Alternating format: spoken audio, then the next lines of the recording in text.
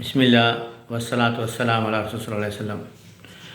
கணிதர்களே, நம்ம ஒவ்வொருவருமே செல்வம், பொருள் இவற்றிலே தேவை உடையவர்களாக இருக்கின்றோம். எல்லாருக்குமே செல்வம் தேவைப்படுகிறது. அதுக்கு ஏதாவது ஒரு வழிமுறை இருக்கிறதா? ஓதக்கூடிய ஆயத்து இருக்குதான்னு சொன்னால், மிக சிறந்த எளிமையான வழிமுறை என்னென்னா, நீங்கள் காலையிலேயோ மாலையிலேயோ ஒதுவுடன், சிறந்தது ஃபஜ்ர் தொழுகைக்கு பின்பு ரொம்ப சிறந்தது, பிஸ்மில்லாஹிர் ரஹ்மானிர் ரஹீம் ஓதிட்டு குல் ஹுவல்லாஹு அஹத் அல்லாஹு ஸமத் லம் யலித் வலம் யூலத் வலம் யகுல் லஹு குஃபுவன் அஹத், இந்த சூறாவை சூரத்துல் இக்லாஸ் 200 தடவை ஓத வேண்டும். 200 தடவை ஓதிவிட்டு சலவாத்து முன்பின் சலவாத்து 11 தடவை ஓதணும். இப்போ ஸ்டார்ட் பண்ணுறதுக்கு முன்னாடி 11 தடவை சலவாத்து, முடிக்கும்போது 11 தடவை சலவாத்து, ஓதி முடித்த பின்பு 200 டைம்ஸ் ஓதி முடித்த பிறகு, யா அல்லாஹ் உன் கிருபையை கொண்டு எனக்கு செல்வத்திலே பரக்கத் செய்வாயாக, ரிஸ்கிலே பரக்கத் செய்வான்னு துவா செஞ்சுட்டு வந்தீங்கன்னு சொன்னால், அது 7 தடவை துவா செஞ்சுருங்க. வாய்ப்பு இருந்தால் காலை மாலை ஓதிட்டு வாங்க. இல்லைனா ஒரு நாளைக்கு ஒரு தடவை ஓதிட்டு வந்தீங்கன்னு சொன்னால், தொடர்ந்து நீங்கள் 40 நாள் ஓதிட்டு வரும்பொழுது, 40 நாள் அதிகம், உங்களுக்கு ரிஸ்குடைய வாசல் திறக்கப்படுவதை பார்ப்பீர்கள் இன்ஷா அல்லாஹ். சாதாரணமாக இந்த குல் ஹுவல்லாஹ் சூரா ஓதுனா 3 தடவை ஓதுனா ஒரு குர்ஆன் ஒரு நன்மை கிடைக்கும். 10 தடவை ஓதுனா சொர்க்கத்திலே மாளிகை கட்டப்படும். அவ்வளவு அல்லாஹ்வுக்கு ஓப்பான ஒரு சூறா. 3 தடவை ஓதுனா குர்ஆன் ஓதுனா நன்மை கிடைக்கும்.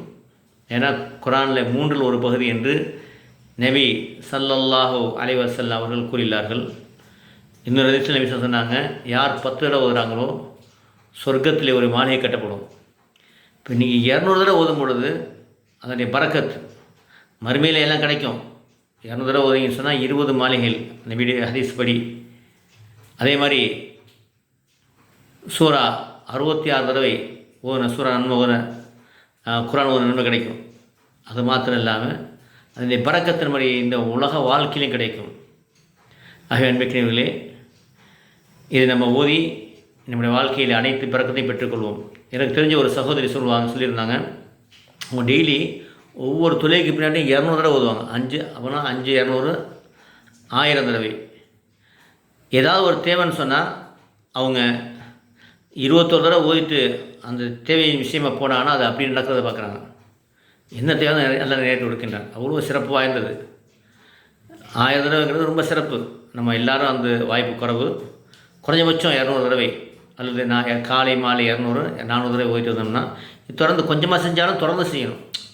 ஒரு நாள் செஞ்சுட்டு ஒரு நாள் செஞ்சு விடுறது அது சரியில்லை. அல்லாஹ்வுக்கு ஒப்பான அமல் என்ன சொன்னால், குறைவாக செஞ்சாலும் தொடர்ந்து செய்வது. அதனால தான் நம்ம குறைவாக செய்வோம், ஆனால் தொடர்ந்து செய்வோம். 200ங்கிறது குறைவு கிடையாது, மிக பெருசு. ஆனால் 1000த்துக்கு விட 200 குறைச்சி தானே.